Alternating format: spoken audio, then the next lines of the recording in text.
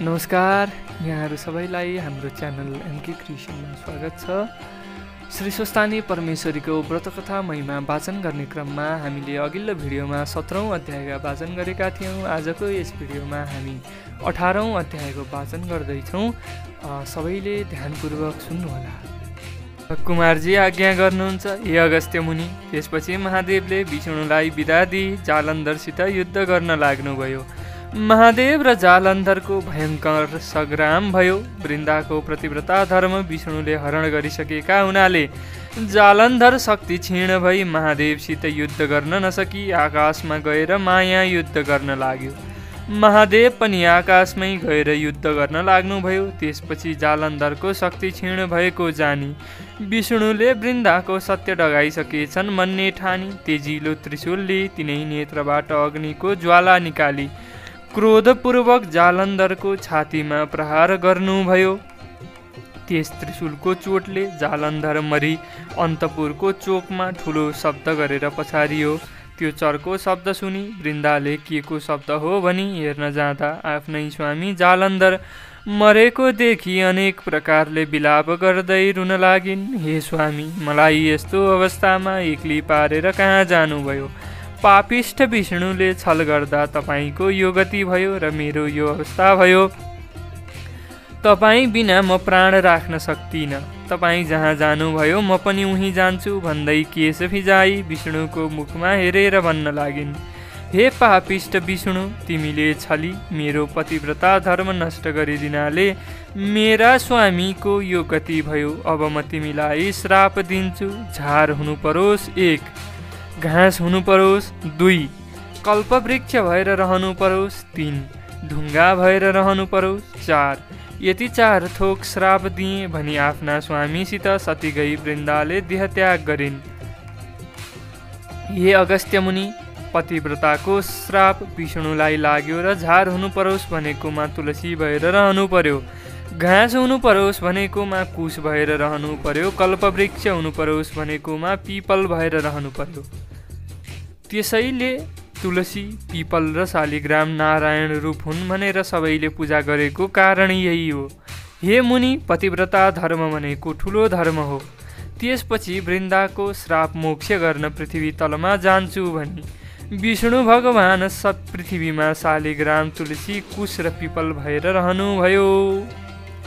हे अगस्त्य मुनि, ढुङ्गा हुनु परोस् भन्ने वृन्दाको श्रापले नारायण विष्णु भगवान आफ्ना कुनै अंशले शाली नदीको बगरमा आएर शिला भएर रहनुभयो। तिनै शिलालाई मानिसहरू शालिग्राम भन्दछन्। हे अगस्त्य मुनि, जो जन सधैँ शालिग्राम रूप नारायणको श्रद्धा भक्तिपूर्वक पूजा गर्ने गर्दछन् अनि निरन्तर ओम नमो भगवते वासुदेवाय यो 12 अक्षरी मन्त्र या ओम वासुदेवाय नमः यो 8 अक्षरी मन्त्र जपिरहन्छन् वा दिनहुँ 108 पल्ट बिहान बिहान जप्ने गर्दछन्। त्यस्ताले मरेपछि यमलोक वा यमराजका दूतहरूलाई देख्दैनन्, किनकि ती भक्तहरू सरासर विष्णुलोक जान्छन्। अथवा मरेपछि मुक्ति चाहनेहरूले चक्र बनेको शालिग्राम शिला चक्रमा दिनहुँ ओम वासुदेवाय नमः भन्दै चन्दन र फूलले विष्णुको पूजा गर्ने गर्नु, किनकि त्यो शिला चक्रमा सारा पापलाई नाश गर्ने, नित्य पूजा गर्नेहरूलाई पुण्य दिने, मरेपछि मुक्ति दिलाउने त्यो शालिग्राम शिला त्यस्ता शक्ति सम्पन्न विष्णुको वासस्थान हो। शालिग्राम शिलाको चक्रमा जो जन प्रतिदिन पूजा गर्ने गर्छ त्यसले प्रत्येक दिन 1000 राजसूय यज्ञ गर्यो भन्ने ठान्नु पर्दछ। ती जान्न योग्य अविनाशी परब्रह्म विष्णुलाई नित्य नमस्कार गर्दा जो जुन पुण्य प्राप्ति हुन्छ मनुष्यहरूलाई त्यही पुण्य शालिग्राम शिलाको नित्य पूजा गर्नाले पनि प्राप्त हुन्छ। जस्तै ठुल्ठुला काठमा आगो रहन्छ र कुनै मौकामा उसको शक्ति प्रकट हुन्छ, त्यस्तै प्रकारले हरिभगवान सर्वव्यापी हुनुहुन्छ तापनि शालिग्राममा उहाँको शक्ति प्रकाश प्रकट हुन्छ। हे अगस्त्य मुनि, जसले ठुला ठुला पाप गरेका छन्, जसलाई शुभ कर्मको अनुष्ठान गर्ने अधिकार छैन, त्यस्ताले पनि शालिग्रामको पूजा गर्ने गरे भने ती जन नरक जाँदैनन्। विष्णु भगवान लक्ष्मीमा रमण गर्दा पनि त्यति प्रमुदित हुनुहुन्न अनि आफ्नो पुर वैकुण्ठमा पनि त्यति रमाउनुहुन्न जति शालिग्राम शिलाचक्रमा सदा उहाँ रमाउनुहुन्छ। जुन व्यक्तिले शालिग्रामको शिलामा बनेको चक्रमा हरिको पूजा गर्छ, मानौ उसले अग्निहोत्रीको आचरण गर्दै सागर पर्यन्तको भूमि दान गर्यो भन्ने ठानी हुन्छ। मनुष्यले एकैपल्ट शालिग्राम शिलाको पूजा गर्छ भने त्यसका सबै पापहरू, जसरी सूर्योदय भएपछि अन्धकार नाश हुन्छ त्यसै गरी नाश हुन्छन्। हे अगस्त्य मुनि, जसले शालिग्राममा बनेका 12वटा शिलाचक्रको विधिपूर्वक पूजा गरेको छ, अब म तिमीलाई त्यसको प्रभाव बताउँछु, मन लाएर सुन। सुवर्ण निर्मित कमलहरूद्वारा 12 कल्प पर्यन्त 12 कोटी शिवलिङ्गको पूजा गर्नाले जो फल मिल्छ त्यो फल 12वटा शालिग्राम शिलाको पूजा गर्नाले एकै दिनमा मिल्छ। फेरि जो व्यक्ति भक्तिपूर्वक 100 शालिग्राम शिलाको पूजा गर्दछ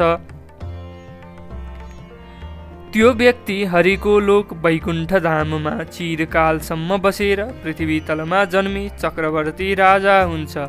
काम क्रोध लोभले व्याप्त भएको जो कोही सज्जनले पनि शालिग्राम शिलाको पूजा गर्ने गर्यो भने त्यसका प्रभावले त्यो पनि हरिको लोक वैकुण्ठ धाममा जान्छ। जो मनुष्य सधैँ शालिग्राममा गोविन्दको पूजा गर्दछ त्यस्तो जन निश्चय नै प्रलय नभएसम्म अधोगतिमा प्राप्त हुँदैन। मनुष्यहरू बिना तीर्थ, बिना दान, बिना यज्ञ, बिना बुद्धि पनि शालिग्राम शिलाको पूजा गर्ने गर्नाले मुक्तिमा प्राप्त हुन्छन्। शालिग्राममा हरिको पूजा गर्ने जन उग्र पापी नै भए पनि उसको न नरकवास हुन्छ न गर्भवास हुन्छ, न त ऊ किरा फट्याङ्ग्रा आदि कुत्सित योनिमा नै जन्मन्छ, अर्थात् त्यस्तो तीर्थक योनि यानि तेस्रो शरीर हुने योनिमा जाकिँदैन। दीक्षा विधान र मन्त्र जान्नेवाला जो जन सधैँ शालिग्राममा विष्णुको पूजा गर्दछ भने त्यो जन वैष्णव धाममा जान्छ। शालिग्राम शिलाको जलले जो आफूलाई अभिषेक गर्दछ मानौ उसले सबै तीर्थहरूमा नुहाएको हुन्छ र सबै यज्ञहरूमा दीक्षित भएको हुन्छ। गङ्गा, गोदावरी, रेवा आदि जो मोक्ष दिने नदीहरू छन् ती सब तीर्थसहित भएर शालिग्राम शिलाको जलमा निवास गर्दछन्। तसर्थ नाना प्रकारका नैवेद्यहरूले, फूलहरूले, दीपहरूले, चन्दनहरूले र स्तोत्र पाठ, बाजा गाजा, गीत आदिहरूले शालिग्राम शिलाको पूजा गर्नुपर्दछ। कलियुगमा जो मनुष्य भक्तिपूर्वक शालिग्राम शिलाको उक्त विधानले पूजा गर्दछ त्यो मनुष्य हजारौं करोड वर्षसम्म हरिको निकटमा रमाउँदै रहन्छ। आफूले दर्शन गरिएका, पूजा गरिएका, स्तुति गरिएका करोडौं शिवलिङ्गहरूको जो फल मिल्छ त्यो फल एउटै पनि शालिग्राम शिलामा गरिएको दर्शन, पूजन, स्तवनले प्राप्त हुन्छ। जो मनुष्य शालिग्राम शिलाबाट उद्भव विष्णुलिङ्गमा एकपल्ट पनि पूजा गर्दछन् ती जन अध्यात्म ज्ञान रहित भएका भए पनि मुक्ति प्राप्त गर्दछन्। शालिग्राम शिलारूपी केशव भगवान जहाँ रहनुहुन्छ त्यही यक्ष, देवता, सिद्ध र 14 भुवन रहन्छन्। जो मनुष्य शालिग्राम शिलाको अगाडि रहेर पितृहरूको श्राद्ध गर्दछ त्यसका पितृहरू तृप्त भएर 100 कल्पसम्म स्वर्गमा निवास गर्दछन्। जो मनुष्य नित्य प्रति शालिग्राम शिलाको जल पिउँछन् त्यस्ताले हजारौं पल्ट पञ्चगव्य आचमन गर्नाले के प्रयोजन, अर्थात् केही प्रयोजन छैन। जुन ठाउँमा शालिग्राम शिला रहन्छ त्यहाँबाट चारैतिर 3 योजन अर्थात् 12 कोससम्म त्यो स्थान तीर्थ समान मानिन्छ। त्यहाँ गरिएको दान, होम सबै करोड गुणा अधिक फलदायक हुन्छ। शालिग्राम शिलाको जल एवं गोमती चक्रको जल, यी दुवै जल मिलाएर जो मनुष्य रोजै पिउँछ र शिरमा शरीरमा छर्कन्छ त्यसको शरीर नै चक्रले चिन्हित भएको जस्तै हुन्छ, यसमा कुनै संशय छैन। जो चक्र संसारमा गुप्त रहन्छ त्यो चक्र यमलोकका धर्मराजलाई छाडेर अरू कसैले पनि देख्दैन। हरिभक्तहरूको चरणोदकको सेचनले यमराज भयभीत रहन्छन्। यसै कारण वैष्णवहरूको उत्तम घरमा जान आफ्ना दूतहरूलाई निषेध गरेका छन्। जो कोही नदीहरू सोझै समुद्रमा मिल्नेवाला छैनन् माघ मासमा तिनमा स्नान गर्नाले त्रिरात्र व्रतको फल मिल्छ। सोझै समुद्रमै मिसिने नदीहरूमा स्नान गर्नाले एक पक्ष व्रतको फल मिल्छ। समुद्रमै स्नान गर्नाले 1 महिने व्रतको फल मिल्छ। गोदावरीमा स्नान गर्नाले 6 महिना व्रत गरेको फल मिल्छ। गङ्गा स्नान गर्नाले 1 वर्ष व्रत गरेको फल मिल्छ। तर शालिग्राम शिलारूपी भगवानको चरणोतकले स्नान गर्नाले 1200 वर्ष बसे व्रत गरेको फल मिल्छ। यदि माघ महिनामा स्नानका लागि शालिग्रामको पवित्र जल मिल्यो भने करोडौं तीर्थको सेवाले केही प्रयोजन छैन। जो मनुष्य आमाका दूधका साथमै मिलाएर शालिग्राम शिलाको जल 1 थोपो मात्रै पनि पिउँछ भने त्यो मनुष्य मोक्ष हुन्छ। शालिग्राम शिलाको नजिकको 1 कोस वरिपरिको भूमिमा किरो पनि मर्यो भने त्यो पक्कै वैकुण्ठ लोकमा जान्छ। जो मनुष्य शालिग्राम शिलाको उत्तम चक्र दान गर्छ उसले पर्वत औ जङ्गल सहितको भूमण्डलको दान गरेको फल पाउँछ। जो जन शालिग्राम शिलाको मोल लाउँछ, बेच्छ अथवा बेच्ने राय दिन्छ अथवा जो मनुष्य उसको जाँचबुझ गर्छ ती सबै नै मरेपछि प्रलय पर्यन्त नरकमा जाकिन्छन्। यस कारण शालिग्राम शिलाको किनबेच गर्नु हुँदैन। पापसँग डराउने मान्छेहरूले सधैँभरि सारा पाप नाश गर्ने वासुदेव भगवानको स्मरण गर्नुपर्छ। इन्द्रिय दमनपूर्वक घोर जङ्गलमा तपस्या गर्नाले मनुष्य जुन फल पाउँछ त्यो फल गरुडध्वज विष्णुको स्मरण गर्नाले नै पाउँछ। अज्ञानले वशीभूत भएर जानी नजानी धेरै प्रकारको पाप गर्ने मनुष्यले पनि सारा पाप हर्ने हरिलाई सम्झेर नमस्कार गर्यो भने त्यो जन नरक जाँदैन। पृथ्वीमा जति तीर्थ छन् अनि जति पुण्य स्थानहरू छन् विष्णुको नामको कीर्तनले नै ती सबैमा गरिएको पुण्यफल प्राप्ति हुन्छ। साङ्गर धनुर्धारी शरणागत वत्सल विष्णु भगवानको शरणमा जो व्यक्ति पर्दछन् तिनीहरूले न यमराजलाई देख्नु पर्छ न त तिनीहरू नै नरक जान्छन्। नारी जातिहरू त धोका दिई झुक्क्याई परनारीको सतीत्व डगाउने विष्णुको त्यो भडुवा अंश नै शालिग्राम भएको हो। तसर्थ नारी जाति मात्रको अपमान गर्ने त्यो अंश हो भन्ने ठानी शालिग्राम शिलालाई छुँदैनन् र पूजा पनि गर्दैनन्। त्यस्ताले त केवल शालिग्राम धोएको वा शालिग्राम चोबेको जललाई नै उनै साक्षात निर्दोष अंशका त्रैलोक्यनाथ विष्णुको चरणोदक मानी ओम नमो वासुदेवाय भन्दै अचाएर शिरमा दिनहुँ छर्कने गरे पनि अथवा प्रत्येक एकादशीको व्रत बस्ने गरे पनि तथा 12 मासमा आउने त्यस पूर्णिमाको र मलमासमा पर्ने मलमासकै पूर्णिमाको कथा सुन्ने गरे मात्रै पनि सधैँ शालिग्रामको पूजा गरेको पुण्यफल पाउँदछन्। अब तुलसी महिमा। हे अगस्त्य मुनि, घाँस हुनु परोस् भन्ने सती वृन्दाको शरापले आफ्ना 1 अंशले तुलसी भएका तुलसीका पातहरूले जो मनुष्य हरिको पूजा गर्दछ त्यो मनुष्यलाई पानीमाथि पानीमै रहेको कमलको पातलाई पानीले नभिजाए झैँ कुनै पापले पनि छुन सक्दैन। 1 तोला सुनिया 4 तोला चाँदी दान गर्नाले जो फल प्राप्त हुन्छ त्यो फल कुनै पनि एकादशीको दिन तुलसी पत्रले हरिको पूजा गर्दा प्राप्त हुन्छ। एकादशीका दिन तुलसी पत्रले पूजा गर्दा भगवान विष्णु जस्तो प्रसन्न हुनुहुन्छ त्यस्तो प्रसन्नता रत्नमणि, वैदुर्यमणि अनि मुगा आदिले पूजा गर्दा पनि प्रसन्न हुनुहुन्न। एकादशीको दिन जुन जनले तुलसीका मञ्जरीहरूले केशव भगवानको पूजा गर्दछ त्यसले जन्मदेखि गरेका पापका घुरान सबै बढार्दछ अनि जन्म जन्मान्तरका 10,000 वर्षदेखि गरिआएका आफ्ना सारा पाप कनखाक गरिदिन्छ। सधैँ दर्शन गरिएकी, सधैँ स्पर्शन गरिएकी, सधैँ ध्यान गरिएकी, सधैँ कीर्तन गरिएकी, सधैँ स्तुति गरिएकी, स्वयं रोपिएकी, स्वयं सेचिएकी, सधैँ पूजा गरिएकी र सधैँ ढोगिएकी तुलसी कल्याणकारी हुन्छन्। यी उक्त 9 प्रकारले जो जन प्रतिदिन तुलसीको भक्त गर्दछन् त्यस्ता जन हजारौं करोड युगसम्म हरिको घर वैकुण्ठमा वास गर्दछन्। हे अगस्त्य मुनि, सुन्नुहोस् है, रोपिएकी तुलसीले जति जरा फैलाउँछिन् त्यति 1000 युगसम्म रोप्नेको पुण्य फैलाउँछिन् अर्थात् बढाउँछिन्। हे अगस्त्य मुनि, जुन जनद्वारा रोपिएको तुलसी जबसम्म आफ्ना हाँगा बिगा शाखा प्रशाखाहरूले र उनका बिया पुष्प र पत्रले पृथ्वी तलमा बढिरहन्छन्, ती पुरुषका कुलमा जो जन्मिएका छन्, जो पछि जन्मिनेछन् र जो बितिसके ती सब जनको 2000 कल्प वर्षसम्म हरिको धाममा अर्थात् वैकुण्ठमा बास हुन्छ। हे अगस्त्य मुनि, झाङका झाङ तुलसीको झाडी रोप्नेले यमराजको दर्शन गर्नु पर्दैन, किनकि तुलसीको बुटो सबै पापलाई नाश गर्ने, चिताएको कल्याणकारी कुरो पुर्याउने, पुण्य दिने हुन्छ। जुन घरमा झाङिएको तुलसीको मठ रहन्छ त्यो घर पुण्य तीर्थ समान हो, त्यहाँ यमराजका दूतहरू जाँदैनन्। जो जन आफ्नो घरको आँगनमा तुलसी रोप्दछन् ती जन त्यस तुलसीको बोटमा जति बीज र तुलसी दल हुन्छन् अनि ती बीजका सन्तान दर सन्तान फैलिँदै चलिरहन्छन्, त्यति 1000 वर्षसम्म स्वर्गमा बस्दछन्।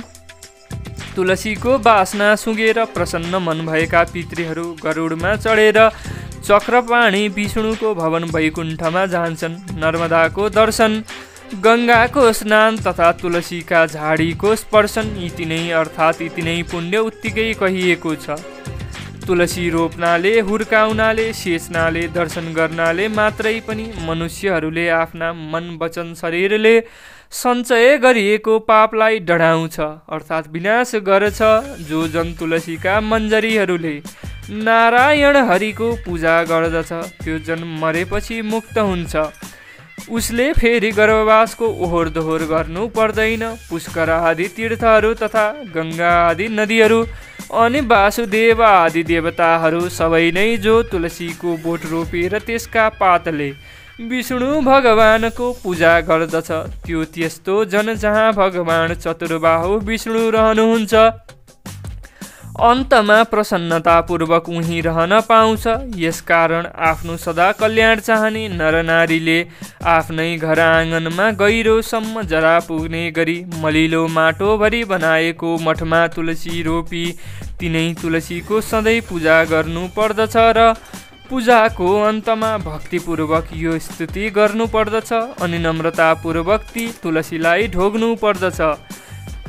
या दृष्टा निखिला घसमनि स्पृष्टा वपुपावनी रोगाणामभिवन्दिता निरसनी सिक्तान्त्रकत्राशिनी प्रत्यासन्नविदायिनी भगवत कृष्णस्य सारोपितः न्यस्ता तच्चरणे विमुक्तिफलदा तस्यै तुलस्यै नमः।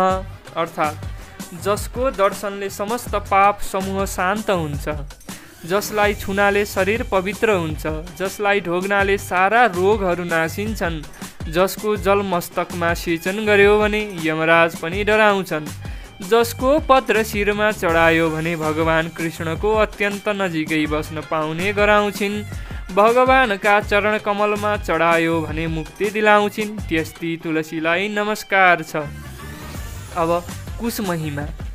झार हुनु परोस् भन्ने सती वृन्दाको शरापले कुश रूपमा झार हुनुभएका कुशमा विष्णुका अधिकांश शक्तिशाली शक्ति रहेका छन्। भाद्र कृष्ण औँसी अर्थात् कुशे औँसीका दिन जरै समेत उखेलेर राखेको कुश फेरि अर्को कुशे औँसी नआएसम्म पवित्रै रहन्छ। अरू दिन उखेलेको चाहिँ त्यसै दिनभरि मात्र पवित्र रहन्छ। कुश अत्यन्त पवित्र र पुण्यदायी झार हो। काँचो दुधमा दुधको मात्रा अनुसार 2-4 बोट हरियो कुश हालेर राखिदियो भने पनि त्यो दिनभर त्यो दुध फाट्दैन। ग्रहण लागेका बेला घरमा राखेको पानीमा कुश हालेर राखिदियो भने ग्रहण लाग्दा हुने वातावरणको दूषित दोष त्यस पानीमा पर्दैन। समस्त देव कार्यमा तथा पितृ कार्यमा अनि वेद मन्त्र र चण्डी मन्त्र जस्ता पवित्र मन्त्रहरूले कुनै वस्तुलाई मन्त्रने कार्यमा एवं वेदका मन्त्रहरू पढेर गरिने समस्त संस्कार एवं हवन कार्यहरूमा अनि प्रतिज्ञा गर्ने काममा, दान गर्ने काममा, सङ्कल्प गरिने काममा, दिएको दिए गरिने महादानहरूमा कुश नभई हुँदैन। तिल जौ जल यी 3 शक्तिसहितका ब्रह्मा विष्णु महेश स्वरूप ती 3 टुक्रा कुश हातमा लिएर गरिएको समर्पण कार्य उसैले वा उसका सन्तानले फर्कायो वा खोस्यो भने त्यस्ता खोस्ने जनको अब्ताली नै पर्छ या दुर्गति हुन्छ। कुश छोएर वा लिएर झुटो बोले या क्रिया हाले त्यस्तालाई कोड निस्कन्छ।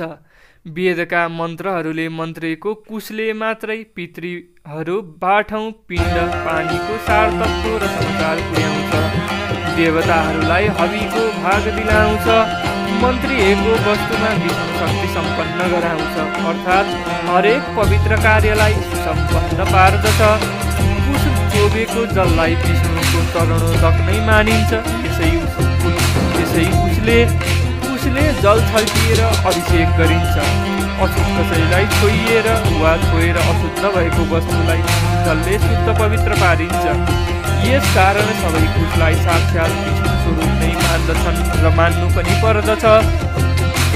पहिलेका राजाहरूले देवी देवताको पूजा आजा चलाउन कुशमाथि दान गरेको भूमि पछि हडपेर भोग गरे अथवा रैकरमा गाभे भने त्यस्ताहरूको पनि 40 वर्षभित्रै चिल्ली पिल्ली बिचल्ली हुन्छ।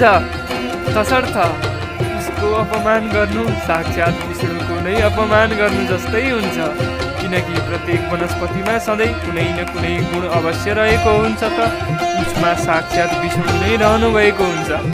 त्यसैले जौतिल सहितको कुश पक्रेर सङ्कल्प गर्दा पहिले हरिओम तत्सत भनिन्छ, अर्थात् ओम माने सत्व, रजतम मिलेको शक्ति, ओम नै हरि यानि विष्णु हो, तत् माने त्यो विष्णु नै सत यानि सत्य वस्तु हो। तसर्थ त्यो कुशरूप विष्णुलाई समातेर म यो सङ्कल्प गर्दैछु। यसरी सङ्कल्प गरेको वस्तु जो हडपन्छ त्यो अवश्य नासिन्छ। अब पिपल महिमा। सती वृन्दाको रूप हुनु परोस् भन्ने सत्य श्रापले गर्दा आफ्नो कुनै एक अंशले विष्णु भगवान पिपलको रूप हुनुभयो। तसर्थ पिपलको रूपलाई मान्छेहरू साक्षात् विष्णु रूप जस्तै ठानेर नर वा नारी सबैले प्रयत्नपूर्वक प्रत्येक शनिश्चर बार मात्र पूजा गर्ने गरून्। जीवनमा बार नसके पनि एकपल्ट त शनिबारको दिन पारेर यथाशक्ति गरी पिपलको प्रदक्षिणा 1 लाख अवश्य पुर्याउन्। रिगाटा लाग्यो भने 1 लाख जति होइन।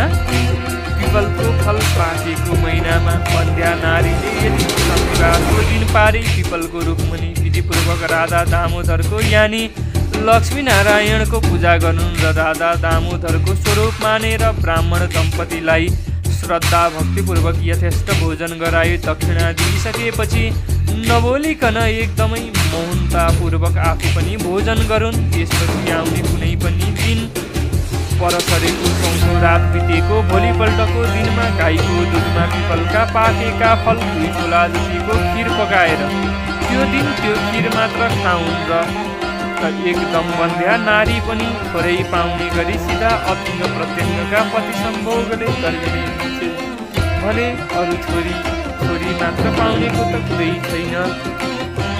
यस्तै प्रति शनिबार पिपलको पूजा गरेर फलानको दक्षिणा चढाउनेले 7.5 दिनका शनि दशा हुनेलाई शनिश्चरले पिर्दैन।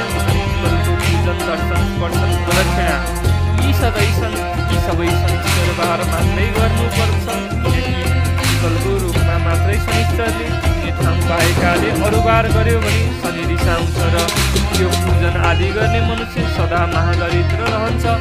किनकि पिपलको वृक्षमा शनिश्चरको पनि वास छ र अरू भूत प्रेत पिशाच राक्षस साकिनी डाकिनी आदिको वास पनि छ। तिनीहरूलाई त्यहाँ बस्नका लागि भगवान विष्णुले नै अभयदान दिनुभएको छ। त्यसैले पिपलको बोट नजिकै घरमा पिशाचदेखि डराउने पितृहरू जाँदैन। प्रातः मध्याह्न सायं आधा रातमा भूत प्रेत पिशाच नाच्ने हुनाले त्यो लाग्छ भनेर मानिसहरू पिपलको बोट भएको ठाउँमा त्यतिखेर जाँदैनन् र केटाकेटीलाई पनि जान दिँदैनन्, निगरानी राख्छन्। यसै कारण भूत प्रेत आदिको आश्रय स्थान भएको पिपलको रुख काट्नाले या उसको दाउरा बाल्नाले त्यो काट्ने वा बाल्ने व्यक्तिको अप्ताली नै पर्छ, किनकि पिपलको वृक्ष भूत प्रेत आदिको निवास स्थान हो र वृन्दाको श्रापले पिलिएकी साक्षात् विष्णुको स्वरूप नै हो। हे अगस्त्य मुनि, त्यसरी वृन्दाको सत्य डगाउने काम सकी शिवजीसँग विदा भई विष्णु भगवान वैकुण्ठ धाम गएपछि शिवजीले आफ्नो काम फत्य पारी हर्षले साँढेमा चढी सकल देवता अघि पछि लगाई अनेक खुसीका बाजा बजाई अप्सराले नाची गन्धर्वले गाना गरी पुष्पवृष्टि गर्दै कैलाशमा प्रवेश गर्नुभयो अनि प्रमथगणसहित शिवशक्ति स्वरूपले नै रहनुभयो। त्यसपछि सबै देवताहरू महादेवसित बिदा मागेर आफ्ना आश्रममा गई आनन्दपूर्वक रहन लागे। हे अगस्त्य मुनि, अब पातालका कुरा कहन्छु, तिमी ध्यानपूर्वक सुन। पार्वतीको आज्ञाले अश्वत्थामा ऋषि सप्त पातालको मूल रसातलमा पुगे। कस्तो पाताल भने सूर्यको प्रकाश झैँ प्रकाशमान भएको, अनेक प्रकारका रत्नहरू जडेर बनाइएको, सुवर्णको पुरीमा असंख्य सम्पत्ति भएका शेषनाग, तक्षकनाग, कर्कोटनाग, पद्मनाग, शङ्खनाग, कुलिकनाग र करुणनाग बसेका र नागिनीहरू पनि हीरा, मोती, मणि, माणिक्य आदिका गहना एवं उत्तम वस्त्रालङ्कार पहिरी ऊभन्दा ऊ राम्री भएर बसेका। त्यस्तो स्थानमा पुगेपछि अश्वत्थामाले हे शेषनाग, पार्वतीका आज्ञाले श्री स्वस्थानी परमेश्वरीको व्रत गराई। जो दुखी छन्, जो दरिद्र छन्, तिनको उद्धार गर्न म यहाँ आएको हुँ। यहाँ कोही दुखी छन् कि भनी सोधे। अश्वत्थामाको वचन सुनि शेषनागले भने, हे ऋषि, यहाँ उस्ता दुखी र दरिद्री कोही पनि छैनन्। त्यहाँ त्यस वनको नगिचै शङ्खचूड नाग, रत्नचूड नाग, कृपादत्त नाग र धार्तराष्ट्र नागको घर छ। तिनका स्त्रीहरू साह्रै कष्टमा छन्, त्यहीँ गएर सुध्याऊ। यति शेषनागले भनेपछि अश्वत्थामा तिनै नागिनीहरू कहाँ गए। त्यहाँ शङ्खचूड नागकी स्त्री हिरावती और रत्नचूड नागकी स्त्री रत्नावती र कृपादत्त नागकी स्त्री मृगावती एवं धार्तराष्ट्र नागकी स्त्री मदनावती थिए। यति ती नाग नागिनी परस्पर अत्यन्त अनन्य प्रीतिले बस्दा दैव संयोगले दुःख पाई घरमा बस्न नसकी ती चारैजना नागहरू परदेश गएका रहेछन्। अनि नागिनीहरू पनि पति परदेश गएपछि चारैजनाले सल्लाह गरी घर छाडेर वनमा बसी दुःखका दिन बिताउन लागेका रहेछन्। ती नागिनीहरू दुःखमा परे पनि महासत्यवादिनी थिए। नागहरू परदेश लागेका 12 वर्ष बित्दा पनि नागहरूले नागिनीहरूको र नागिनीहरूले नागहरूको केही समाचार पाउन सकेका थिएनन्। अश्वत्थामा ऋषि त्यस्ता दुःखका सिन्धुमा डुबिरहेका ती नागिनीहरूलाई हपार्दै उनी पुगे। ती नागिनीहरूले सुनेर को हपार्दछ भनी गुफाबाट निस्किएर हेरे अनि अश्वत्थामा ऋषिलाई देखेर सोधे, हे अश्वत्थामा ऋषि, आज हामी पापिनी दुखिनीका घरमा के कामले आउनुभयो? तब अश्वत्थामा भन्दछन्, हे नागिनी हो, पार्वतीको आज्ञाले श्री स्वस्थानी परमेश्वरीको व्रत गराई। जो दुखी छन्, जो दरिद्र छन्, जसका पुरुष छैनन्, जो सन्तानहीन छन्, तिनको उद्धार गर्न आएको हुँ। यति अश्वत्थामाको वचन सुनि नागिनीहरूले मनमा आनन्द मानी, हे ऋषीश्वर, हामी दुखी पनि छौँ, दरिद्री पनि छौँ, पापी पनि छौँ, हाम्रा सन्तान पनि छैनन्, पुरुष पनि छैनन्। अतः हामीलाई त्यो व्रत अवश्य गराउनुहोस् भनी नागहरू परदेश गएको र आफूले दुःख पाएको सबै विस्तार गरिसकी आदरपूर्वक उनलाई आसनमा बसाले। अनि अश्वत्थामा भन्दछन्, हे नागिनी हो, ध्यानपूर्वक सुन।